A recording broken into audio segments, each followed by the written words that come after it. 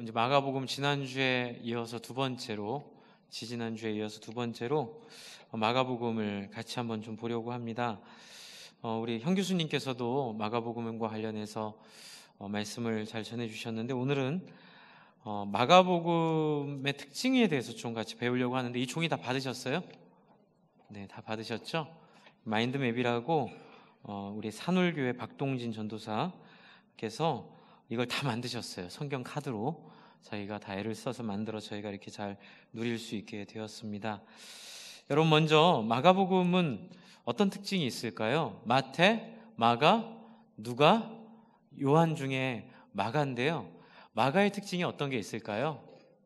제일 짧다. 제일 짧습니다. 사복음서 중에 제일 짧고요. 저도 이번에 준비하면서 알아서 좀 더 공부가 필요할 텐데, 그 마가복음의 저자 마가는 어떻게 보면은 예수님을 직접 뵙고 예수님한테 배웠다는 증거는 성경에는 안 나와 있습니다. 이제 많은 분들이 마가가 15장에 나와 있는 홑 이브를 15장에 보시면, 마가복음 15장에 보시면 이제 믿고 싶어서 그런 건 알겠는데, 마가복음 14장이네요. 14장 52절을 보시면, 한 청년이 벗은 몸에 벳홑, 51절 보시죠. 14장 51절. 한 청년이 벗은 몸에 벳홑 이불을 두르고 예수를 따라가다가 무리에게 잡히매 벳홑 이불을 버리고 벗은 몸으로 도망하니라. 근데 이게 이제 마가라는 얘기는 안 나와 있는데, 아마 저자가 스스로 자기의 어떤 현장에 있었던 것들을 이렇게 표현을 했을 거다, 이렇게 상상은 하지만 명확한 증거는 나와 있지 않습니다. 그러면 마가는 누굴까요? 마가는 여러분 사도행전을 한번 보셔요. 사도행전 12장 12절에 나와 있습니다. 12장 12절이요. 12장의 시작은, 사도행전 12장의 시작은 그 원시 교회 때 야고보의 순교에 대한 이야기인데요. 12장 1절에 보시면 요한의 형제 야고보를 죽여서 어떻게 되죠? 5절에 베드로는 옥에 갇혀버립니다. 근데 여러분 잘 아시는 사건이에요. 그래서 열심히 어떻게 하죠? 기도하죠. 기도하는데 환상 중에 문이 열리고 그 문을 다 통과해서 나오게 되죠. 그때 간 곳이 어딜까요? 12절을 보세요. 사도행전 12장 12절 같이 한번 읽어볼까요? 시작. 깨닫고 마가라 하는 요한의 어머니 마라의 집에 가니 여러 사람이 거기서 모여 기도하고 있더라. 이제 요 구절을 근거로 사도행전 2장에 있는 오순절 성령 강림이 임했을 때 오순절 성령 강림의 그 장소를 마가의 다락방이라고 그냥 우리가 편하게 이제 인지를 하고 있지만, 이제 명확하게 그게 마가의 다락방이었는지는 성경에는 안 나와 있습니다. 추측을 하면 여기 이제 마가라는 요한의 어머니 마리아의 집에 가니 여러 사람이 거기 모여 기도하고 있다, 이렇게 되어 있지요. 또 마가에 대한 얘기가 나오는 게 어디 있죠? 사도행전 16장 36절부터 41절까지 16장 36절부터 41절까지 한번 같이 보겠습니다. 며칠 후에 바울이 바나바더로 말하되 우리가 주의 말씀을 전한 각성으로 다시 가서 형제들이 어떠한가 방문하자 하고, 바나바는 마가라 하는 요한도 데리고 가고자 하나, 바울은 밤빌리아에서 자기를 떠나 함께 일하러 가지 아니한 자를 데리고 가는 것이 옳지 않다라고 하여 서로 심히 다투어 피차 갈라서니, 바나바는 마가를 데리고 배 타고 구브로로 가고 바울은 신라를 택한 후에 형제들에게 주의 은혜 부탁함을 받고 떠나 수리아와 길리아로 다니며 교회들을 경고케 하니라. 철이 아직 안 든 마가입니다. 이제 마가가 청년이었던 것 같아요. 그러다 보니까 바울한테는 굉장히 좀 마음에 실망을 줬던 사람이었습니다. 그런데 재미있는 거는 디모데 디모데 후서 4장 9절부터 11절 한번 보세요. 우리가 마가복음을 좀 이해하기 위해서는 마가를 좀 생각을 해야 될 것 같습니다. 디모데 후서 4장 9절부터 11절. 디모데 후서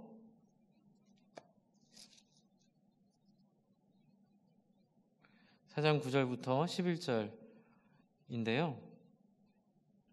4장 11절 이제 사도 바울이 얘기를 합니다. 그런데 이제 재미있는 얘기를 합니다. 한번 읽어볼까요? 11절을요.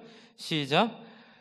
누가만 나와 함께 있느니라. 내가 올 때에 마가를 데리고 오라. 그가 나의 일에 유익하니라. 사도 바울의 이제 말년에 이 마가가 뭐라 그러죠? 철이 든 것 같아요. 그래서 성장을 해서 이제 바울이 신뢰할 수 있는, 그래서 이제 학자들은 이 마가복음의 저자 마가는 바울의 1차 전도 때 동행한 자이며 그리고 베드로와 매우 친한 친분을 가지고 있다, 이렇게 이해를 합니다. 이제 더 자세한 것은 더 많이 연구를 해봐야겠지만, 그래서 마가의 특징은 예수님 당시에 많이 어렸던 청년 나이였던 것 같아요. 그런데 왜 마가가 마가복음을 썼을까요? 이제 이건 이제 학자들이 연구해서 약간씩 생각이나 이야기들은 다른데, 마가가 마가복음을 썼던 중요한 동기는 당시 로마 교회에 예수님의 이 삶과 행적을 정리한 책이 없었습니다. 마태나 누가나 요한은 그 다음에 만들어졌어요.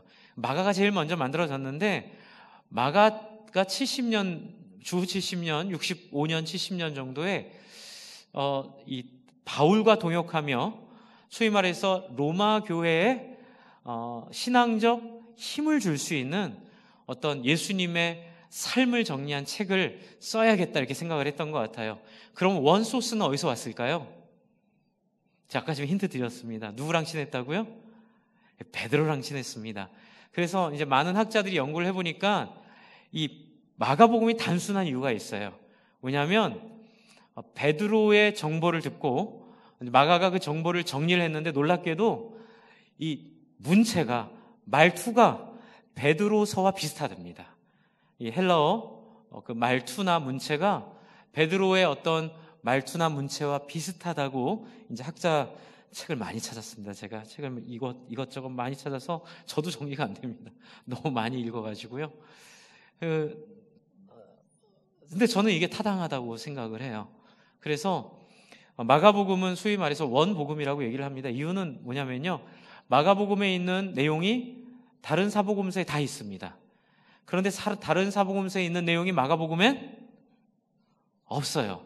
그래서 마가복음을 기둥, 줄기복음이라고 생각을 하고, 이거를 믿음 없이 보는 자유주의 신학자들은 이제 마가 원 자료설이라고 이야기를 합니다. 왜냐하면 마가의 이야기가 가장 작고 나머지는 많으니까 마가 이야기만 옳다라는 이상한 계산법으로 독일 사람들이 마가의 이야기만 진실이고 나머지는 마가 이야기를 기반으로 이렇게 과장하고 꾸며낸 거다, 이제 이렇게 오해들을 한 건데요. 그렇게 생각할 필요가 전혀 없죠. 이미 마태나 누가나 요한은, 마태와 요한은 예수님 직접 옆에서 본 사람들이고요. 누가도 예수님을 목격했고 보았고 그렇게 했던 사람이죠. 다 생각들은 갖고 있었습니다. 그런데 그것을 맨 처음 정리한 게 누구일 뿐이죠? 마가일 뿐이고, 그리고 마가에 의해서, 베드로에 의해서 주어진 정보를 가지고 마가가 하나님의 섭리 가운데 주 70년 정도의 교회의 필요를 따라 예수님의 생애를 간단하게 정리한 것, 그것으로 마가복음을 여러분 이해하시면 됩니다. 그렇다면 도대체 마가복음에 나와 있는 어떤 내용으로 우리가 하나님 예수님을 이해하고 예수님을 경험할 수 있을까요? 이제 그것은 마가가 쓴 이 마가복음의 그 목적이 여기 써 있죠. 여러분이 보시면 저자 마가, 바울의 1차 전도 여행 때 동행한 자, 독자는 로마의 그리스도인, 한 70년이라고 제가 말씀드렸습니다. 기록 목적을 한번 읽어볼까요? 시작. 예수님의 인격, 사역, 가르침을 통해서 예수 그리스도가 누구인지를 분명하게 제시하기 위에서 누구에게요? 로마 교인들에게. 그런데 이 마가복음의 특징에는 세 가지 특징을 해놨습니다. 일단 세 가지 특징을 한번 같이 읽어보고 제가 설명을 드리겠습니다. 특징 1, 같이 읽을까요? 시작. 복음서 중에서 가장 먼저 기록되었다. 2, 다른 복음서들에 비해 기적 사건들이 많이 기록되어 있다. 여기 굉장히 독특한 특징입니다. 그리고 세 번째, 사복음서 가운데 가장 연대기적이다 이러는 건 시간 순서대로 적혀 있다는 거예요. 이제 요한복음이나 이런 건 매우 신학적이래 가지고요, 시간 순서보다는 의미 순서로 그 순서가 뒤죽박죽처럼 보이는 경우가 있습니다. 그런데 이 마가복음은 시간 순서대로 잘 정돈이 되어 있는 내용들을 가지고 있습니다. 그럼 여기서 우리가 하나 이제 여러 가지 말씀을 드릴 텐데요, 하나 알 수 있는 건 뭐예요? 3번을 먼저 생각을 할게요. 마가복음이 연대기적이었기 때문에 마태와 누가와 요한이 마가가 쓴 이 복음서를 기대하고 믿고 안심하고 좀 자유롭게 예수님의 삶을 다룰 수 있었던 것 같아요. 이게 만약에 없었다면 마태나 요한이나 누가가 좀 재미없게 책을 쓸 수도 있었습니다. 그런데 마가가 이렇게 줄거리만 딱 함축적으로 만들어준 덕분에 마태나 누가나 요한을 보면요, 내용이 굉장히 풍성합니다.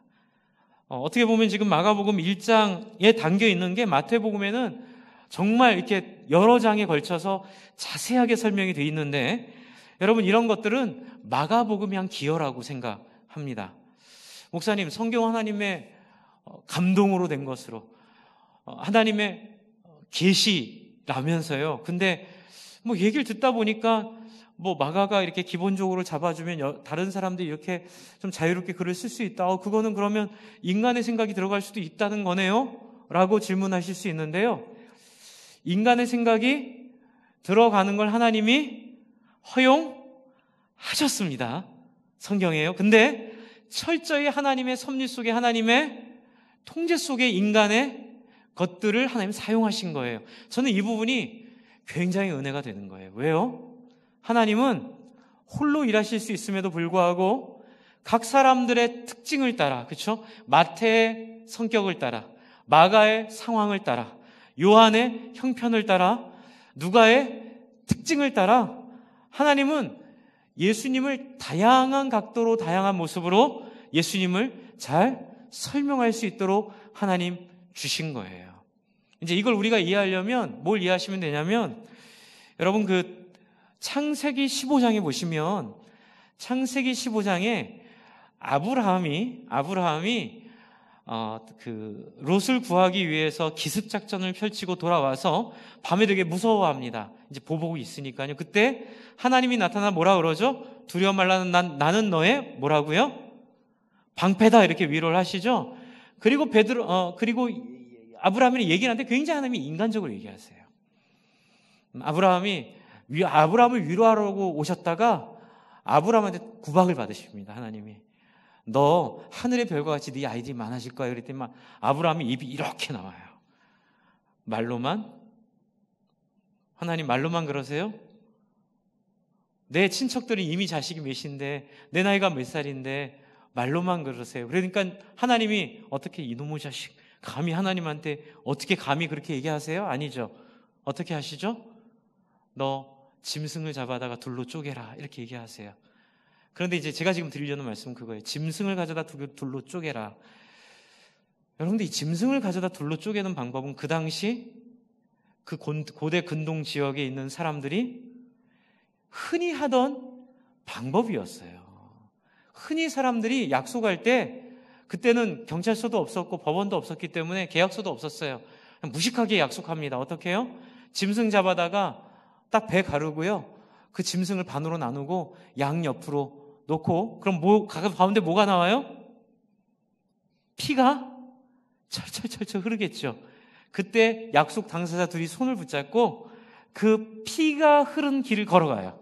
그러면서 뭐라고 얘기할까요? 니캉 내캉, 오늘 한 이 약속 어기면 뭐처럼 돼? 여기 누워있는 요 소처럼 될 거야. 이 양처럼 될 거야. 그런데 놀랍게도 하나님이 그걸 어떻게 믿어요? 하나님 이렇게 말하는 아브라함을 인간의 자리로 내려오셔서 그건 저는 그게 하나님의 은혜라고 봐요. 인간의 언어로. 얼마나 하나님한테 모욕적이겠어요. 그렇죠?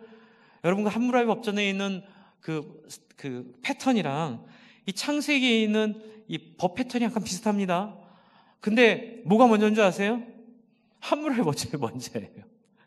처음에 신학하는데 시험이 엄청 든 거예요. 야, 이 창세기는 함무라비 법전을 따다가 지은 건가 막 그래가지고 신학생들 막 갈등하고 신앙 잃고 돌아다니고 막 그렇게 되거든요. 근데 저는 그때 굉장히 하나의 은혜를 경험했어요. 그게 뭐예요? 하나님이 우리를 납득시키려고 그런 오해를 뒤집었을 것이 분명함에도 불구하고 인간이 이해할 수 있는 구조와 인간이 이해할 수 있는 언어로 우리에게 계시하시는 하나님. 할렐루야. 하나님 우리 못 알아듣는 얘기 안 하세요. 하나님은 함무라비 법전을 따라했다는 모욕을 들을 감수를 하시고 욕할 놈은 욕해라. 그렇게 다짐하시고 내려오셔서 깨달을 놈들은 깨닫겠지라고 하시며 어떻게 해서라도 우리를 이해시키시고 우리를 깨닫게 하시고 우리에게 하나님의 마음을 전달하기 위해 수단과 방법을 가리지 않는 하나님.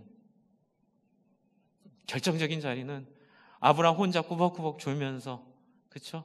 그 고기 2개로 나눠놓고 있는데 날짐승들이 와서 먹으려니까 그거 쫓고 있는데 하나님이 한참 있다가 제가 거기서 헉 했어요.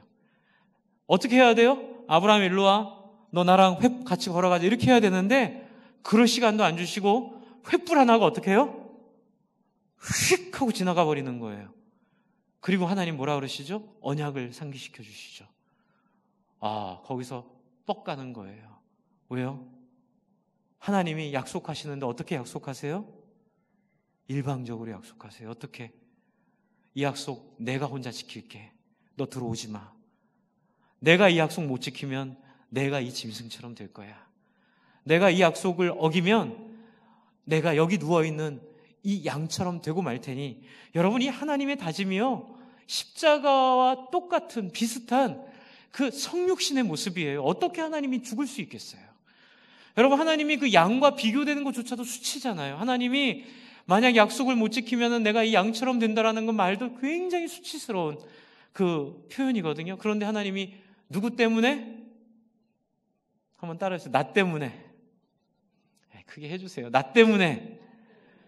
나 때문에 그 수치와 모욕을 감당하시고 인간의 언어로 내려와 우리와 만나기 원하시는 하나님이 마가복음을 이렇게 섭리 가운데 마가를 통하여 기본틀을 만들어주시고 마가의 기본틀이 있기 때문에 나머지 성경 제자들은 오해할 것이 없으니까 자유롭게 예수님에 대한 얘기를 해도 자유롭고 마음에 부담이 없게 만드셔서 더 풍성한 사복음서를 만드는 뼈대로 마가복음을 주셨음을 저는 믿습니다.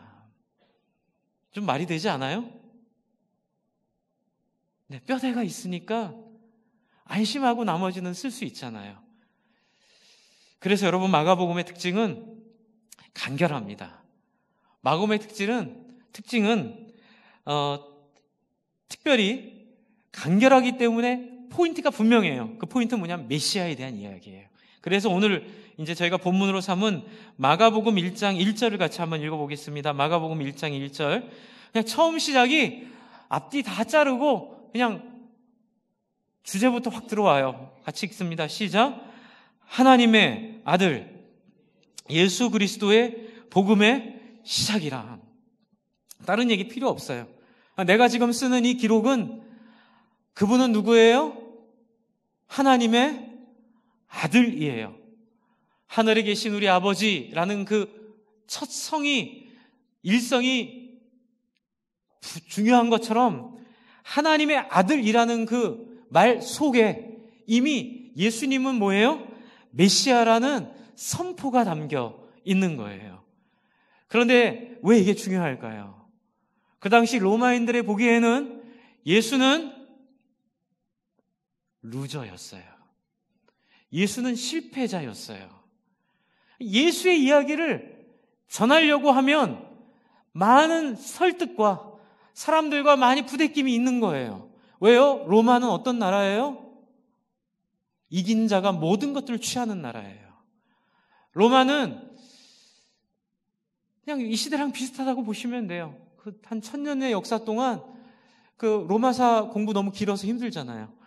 토막토막 하다 보면 깜짝깜짝 놀라요. 여러분, 지금 하고 있는 정치 갈등, 지금 하고 있는 정치 제도, 지금 하고 있는 우리 토지 문제, 지금 하고 있는 물 문제, 지금 하고 있는 도시 문제, 이미 여러분 로마 시대에 그거 가지고 다 씨름하고 뭐 석유 이용만 못했을 뿐이지, 비행기 없었을 뿐이지, 굉장히 인간의 문명이 극도로 이렇게 예민해졌던 시기가 바로 로마 제국이었죠. 그러니까 로마 사람들한테 예수 전할 때 가장 방해는 뭐냐면, 야, 예수가 메시아냐? 너희 얘기 들어보니까 그 예수가 메시아인지 잘 모르겠어. 우리 황제를 봐. 여러분, 로마의 황제들 유명한 사람들 아시죠? 그 말도 안 되는 전쟁에서 막 이겨버리잖아요. 네. 막 말도 안 되는 전쟁에서 기적적으로 막 이겨버리고 진짜 영웅이 돼서 돌아오거든요.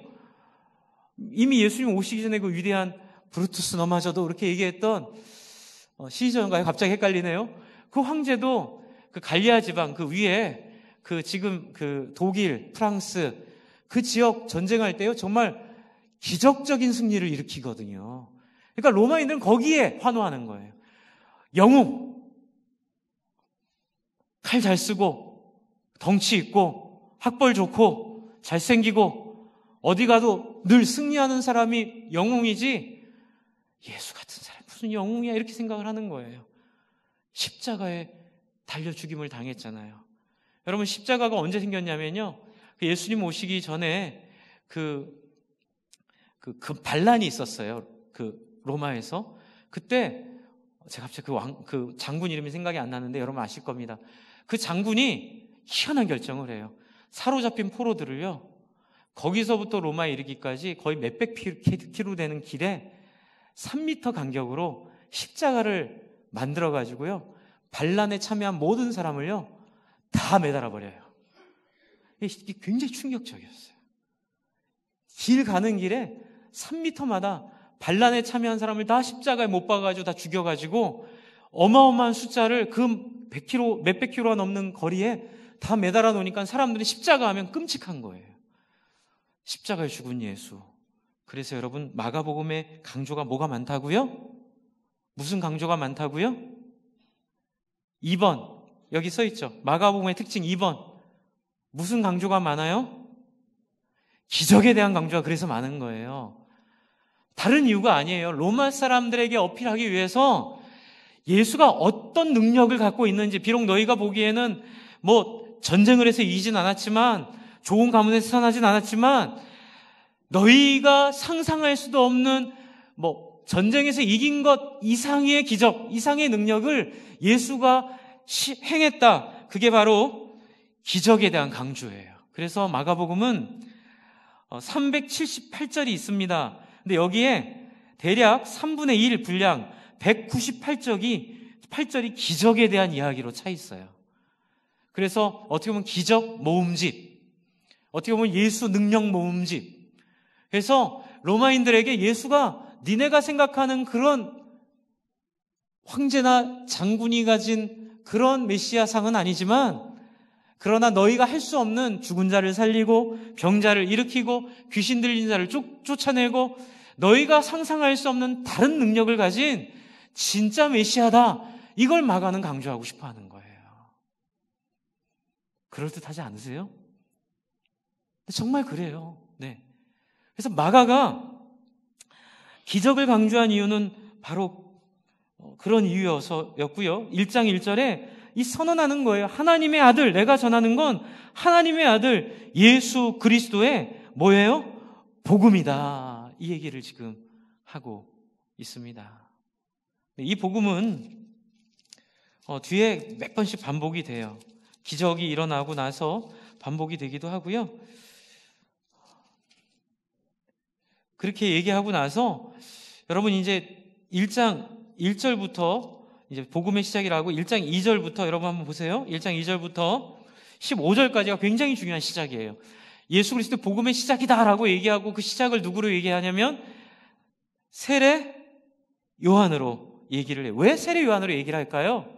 제가 뭐라 그랬죠? 로마인들에게 너희가 한 번도 본 적도 없고 생각해 본 적도 없는 새로운 영웅인데 그 영웅은 너희가 생각한 것과 다르다. 그 설명한다 그랬죠? 그 설명하는 데서 가장 확실한 사람이 누구냐면 세례 요한이 온 거예요. 여러분, 세례 요한은 그 당시 유대인들에게 굉장히 인기를 끌었고요. 그러니까는 이렇게 뭐라 그러죠? 미스테리인 거죠. 미스테리.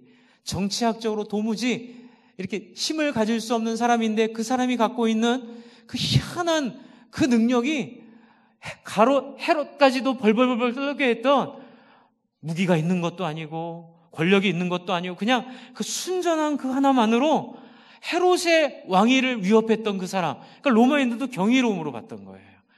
그 세례 요한이 어떻게 했던 사람이요? 세례 요한이 뭐라 그러죠? 7절을 같이 읽겠습니다. 7절, 1장 7절입니다. 1장 7절. 그가 뭐라고 얘기하는 사람이에요? 시작.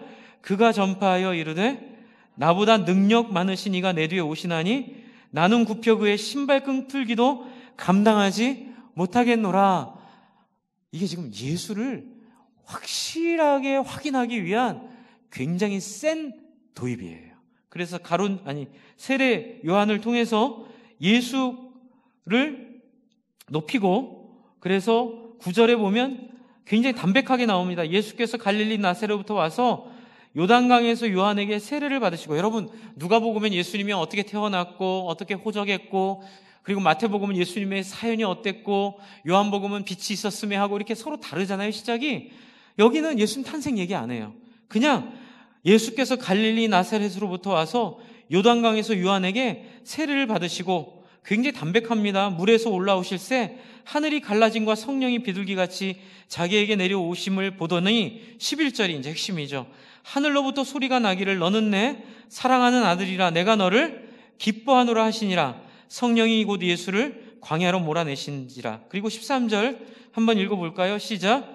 광야에서 40일을 계시면서 사탄에게 시험을 받으시며 들짐승과 함께 계시니 천사들이 수종하느니라.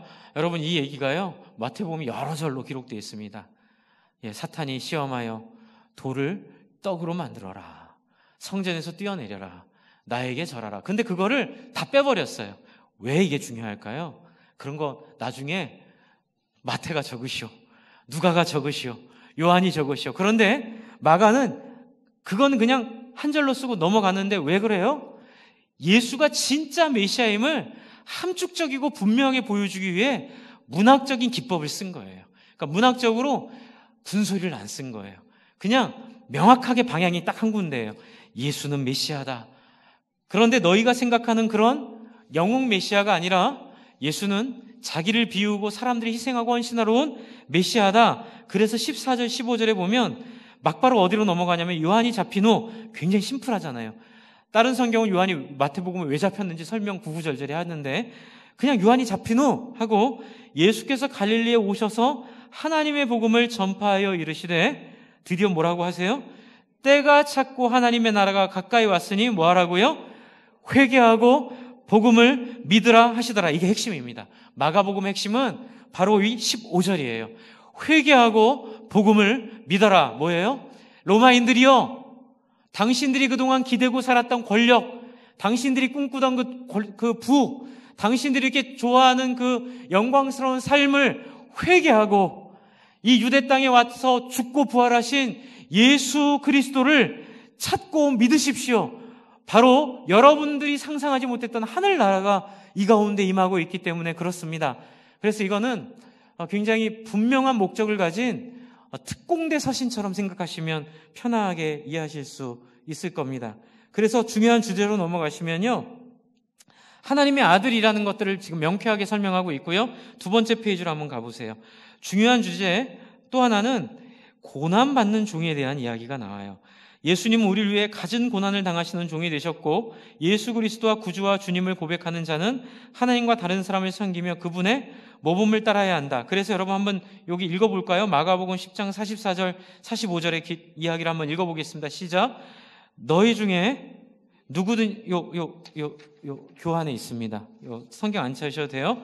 그 내용을 한번 읽을게요. 시작. 너희 중에 누구든지 으뜸이 되고자 하는 자는 어떻게 해요? 모든 사람의 종이 되어야 하리라. 인자가 온 것은 섬기려 받으려 함이 아니라 도리어 섬기려 하고 자기 목숨을 많은 사람의 대속물로 주려 함이니라. 여러분, 이게 왜 중요할까요? 왜요? 로마인들은 꿈에도 꾸어보지 못한 너무나 새롭고 놀라운 도전이기 때문에 그래요. 물론 유대인들도 그렇지만 제가 이제 오늘 사실 보여드리려다가 포기를 한 게 있는데, 이제 바이블 프로젝트라고 유튜브에 보면 이 마가복음을 딱 10분으로 요약한 미국 굉장히 건전한 신학교 출신 3명이 하는 바이블 프로젝트라고 하는 그 동영상이 있어요. 근데 다 영어로 돼 있어서 제가 여러분 보여드리면 여러분 헷갈릴까봐 좀 처음에 안 보여드리는데 보여드릴까요? 한 10분 보실래요? 끝날 때. 어쨌든 거기에 보면 그분들도 정리한 게 바로 이 부분이에요. 뭐냐면, 명확한 건 뭐냐면 고난받는 종을 설명하려고 마가복음을 썼다는 거예요. 그러니까 예수는 능력자이고 예수는 기적을 베푸는 자인데, 기적을 베푸는 분이 어떤 분이세요? 당하고 눌리고 뺏기고, 그렇죠? 가난하고 사람들 필요에 끌려다니고.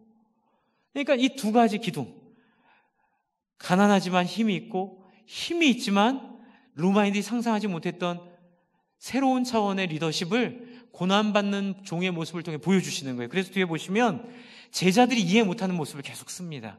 그리고 제자들이 예수님을 받아들이지만 그 메시아가 죽는다는 사실에 대해서 이해하지 못한다는 걸 굉장히 선명하게 이렇게 혼란이 오지 않도록 선명하게 뾰족뾰족하게 만들어가지고 이렇게 내용들을 쓰고 있는 걸 봅니다. 그래서 제가 정리해드리고 싶은 건 뭐냐면, 기적과 더불어 예수님은 고난받는 종이라는 사실, 이 두 가지 큰 기둥이 이 마가복음에 있어서 이 마가가 우리 로마인들에게 전하려고 했던 굉장히 중요한 기둥이라는 거죠. 거기에 아울러 그러면 당연히 뭐가 있죠? 기적을 베풀고 팔복의 은혜처럼 자기를 포기하는 사람이 기적을 베푸는 걸 뭐라 그래요? 우리는 제자라고 불러요.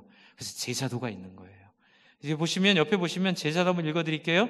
제자도, 예수님은 제자들에게 자신을 따르기 위해서 치러야 할 값비싼 대가와 겸손과 하나님 나라의 삶과 섬김의 중요성에 대해 가르치셨다.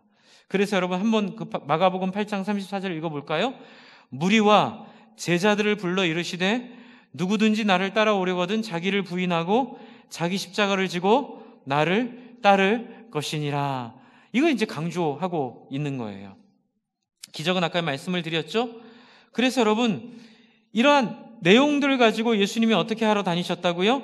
복음을 전하러 다니신 게 중요한 주제예요.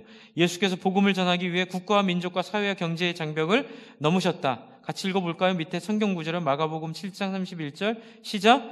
예수께서 다시 두로 지방에서 나와 시돈을 지나고 데가볼리 지나간을 통과하여 갈릴리 호수에 이르심에, 여러분 이게 간결하게 돼 있어요. 이게 무슨 의미일까요? 그러므로 너희 로마인들에게도 예수님은 관심을 갖고 계실 거야.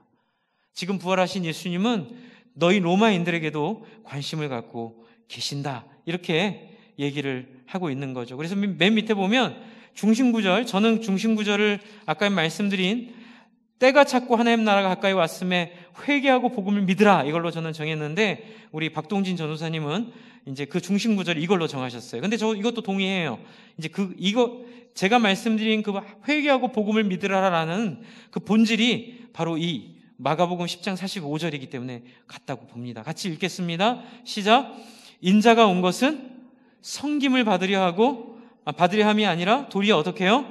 섬기려 하고 자기 목숨을 많은 사람의 대속물로 주려 함이니라.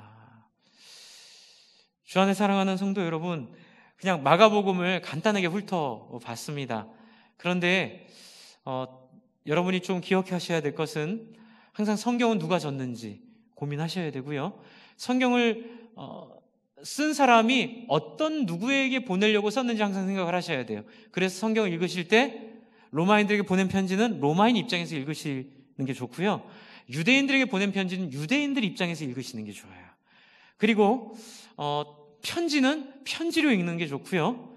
여러분, 역사 기록은 역사 기록으로 읽는 게 좋습니다. 시는 시로 읽는 게 좋습니다. 왜요? 하나님 우리의 다양한 감성과 다양한 지성을 고려하셔서 성경을 편지로도 시로도 때로는 역사적 서술로도 때로는 어떤 개인의 어떤 고백으로도 이 다양한 장르를 가지고 성경을 지었기 때문에 그렇습니다.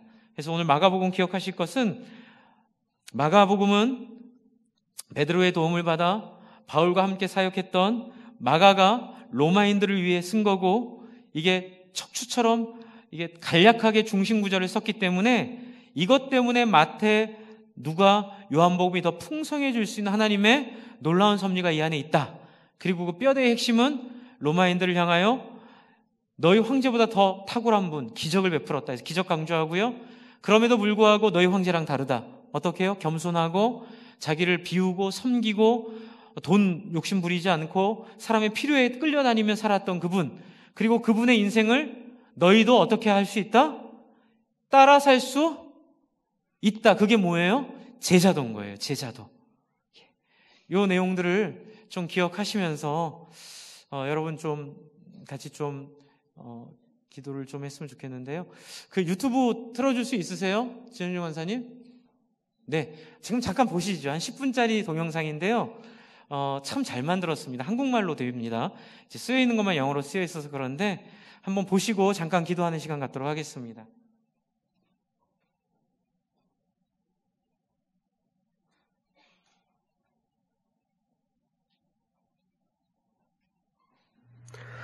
마가복음입니다.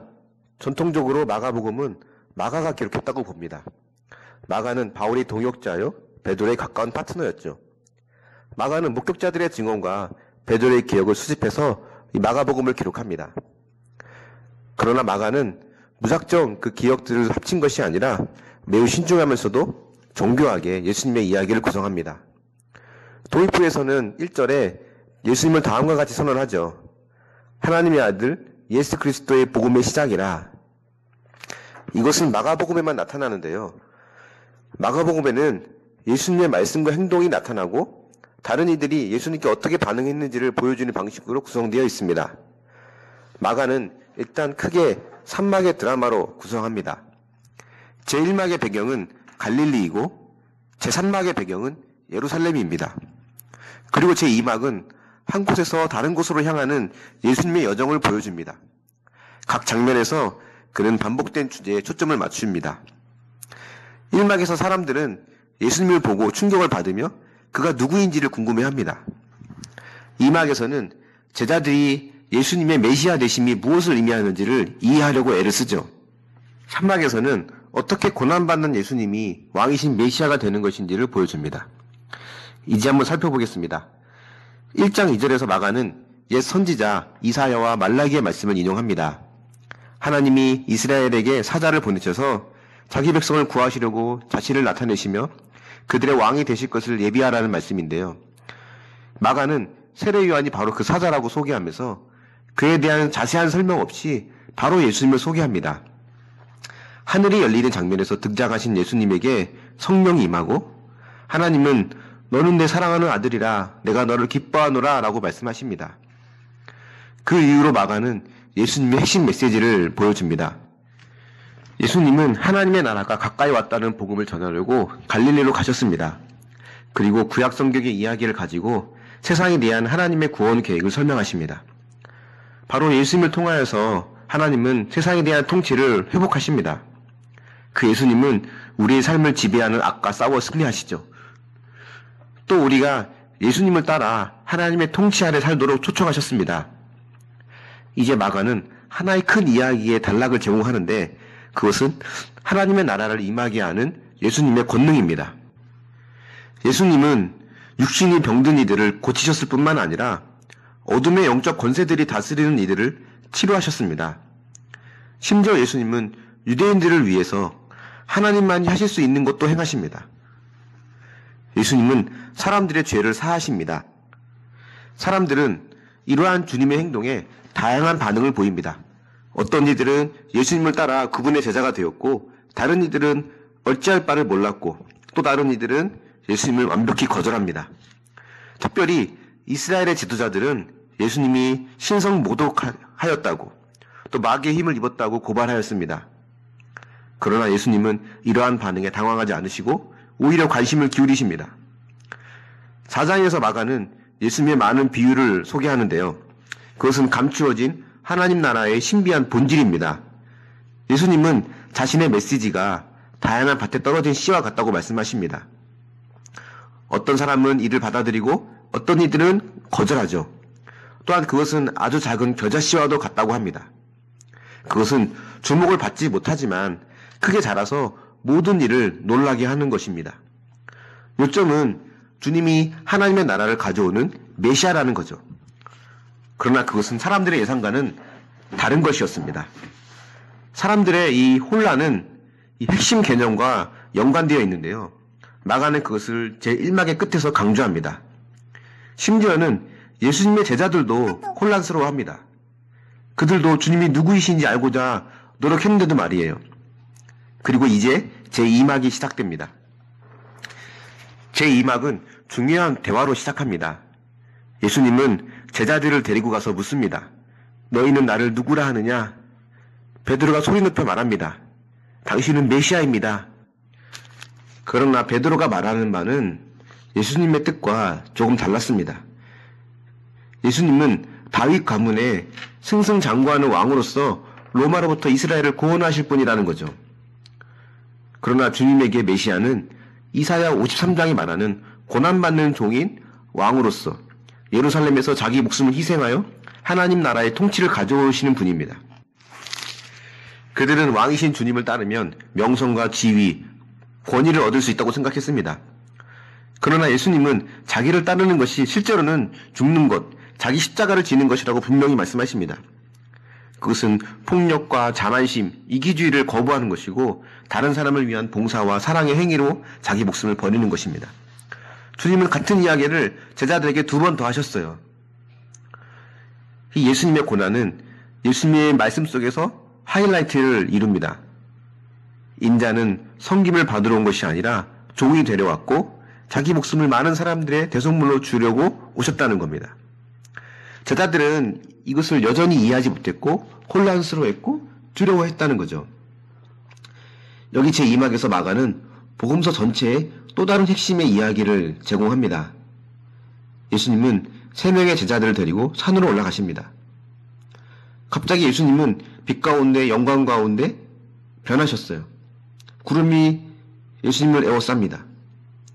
이것은 이스라엘의 하나님의 영광, 오래전 시내산에서 나타났던 바로 그 영광입니다. 시내산에서 하나님의 임재 가운데 있었던 2 선지자 모세와 엘리야가 나타나죠. 이는 내 사랑하는 아들이다. 제2막에서 이 이야기를 모든 대화 가운데 배치해서 마가는 당시에 믿기 어려운 주장을 하는데요. 그것은 하나님의 아들 예수님이 바로 하나님의 영광이 육체로 나타난 것이다 라는 거죠. 그리고 이스라엘의 영광스러운 하나님이신 예수님은 자기 백성의 죄를 위하여 고난받고 죽으심으로써 왕이 되실 거라는 거예요. 그것은 제자들을 혼란스럽고 두렵게 만드는 난해한 주장입니다. 그들이 산을 떠날 때 산막이 시작되죠. 예수님은 유월절을 지키러 예루살렘의 공적인 왕으로서 입성하십니다. 사람들은 예수님을 메시아로서 환영합니다. 예수님은 성전뜰에 들어가셔서 왕의 권위를 행사하십니다. 도둑과 악인들을 몰아내시고 제사제도를 중단시킵니다. 이것으로 인해서 예수님은 한 주 내내 이스라엘의 지도자들과 논쟁하시고 그들의 위선을 지적하십니다. 그래서 그들은 예수님을 죽일 계획을 시작합니다. 예수님은 제자들에게 예루살렘과 성전이 한 세대 내에 파괴될 것이며 제자들은 주님처럼 핍박받을 것이라고 예언하십니다. 그는 어느 날 세상을 온전히 다스리러 들이마실 것이라고 말씀하시죠. 그리고 이제 마지막 저녁 때가 됩니다. 예수님은 제자들과 마지막 유월절 식사를 하셨습니다. 이는 이스라엘 해방 이야기를 의미하는 상징적인 식사입니다. 그것은 유월절 어린 양의 죽음을 통해 가능해지는 건데요. 예수님은 이 상징들의 새로운 의미를 부여하십니다. 그것은 죄와 죽음으로부터의 해방을 의미합니다. 이는 고난받는 종 메시아의 죽음을 통하여 가능해지는 겁니다. 그리고 이제 마가는 이 이야기를 예수님의 체포로 서둘러 이동하는데요. 예수님은 제사장들과 로마 총독 빌라도에게 재판을 받으십니다. 판결은 예수님의 십자가형이었어요. 여기 나오는 핵심 장면은 1막 2막의 주요 장면들과 일치합니다. 다른 것이 있다면 구름 대신에 어둠이 하늘을 덮고 하늘의 음성 대신에 예수님의 비명만 들려옵니다. 하지만 가장 놀라운 것은 로마 군인의 증언이죠. 예수님의 죽음을 지켜보고 그가 누구인지 선언합니다. 이 사람은 하나님의 아들이었다. 그는 이 이야기에서 예수님의 정체성에 대한 충격적인 주장을 인정한 첫 번째 사람이 됩니다. 나사렛 예수, 메시아, 그는 십자가에 달리신 하나님의 아들입니다. 그는 자신의 친구와 원수들을 위해 죽으셨죠. 그의 시신이 무덤에 놓인 후에 첫날, 안식 후 첫날 두 여제자들이 무덤으로 왔습니다. 무덤은 비어 있었고 돌이 치워졌다는 것을 발견합니다. 그때 천사가 예수님은 여기 계시지 않으며 죽음에서 부활하셨다고 전합니다. 천사는 그들에게 다른 제자에게 이 기쁜 소식을 전하라고 명령합니다. 예수님은 살아계시고